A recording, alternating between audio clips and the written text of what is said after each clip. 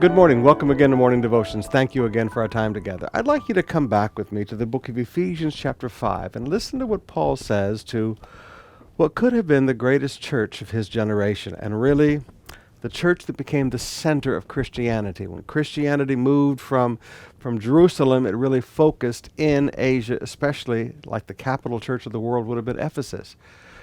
Historians tell us that John and Mary, the mother of Jesus, actually moved to Ephesus and were part of this church.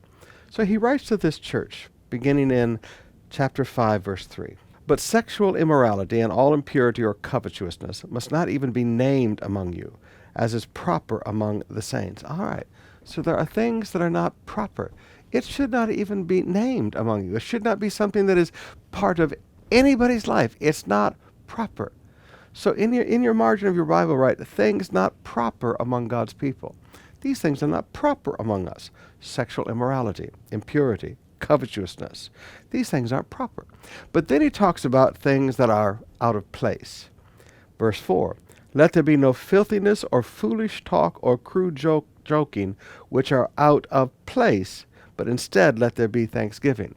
So there are lifestyles that are not proper among God's people, and there are ways of talking that are just out of place among God's people.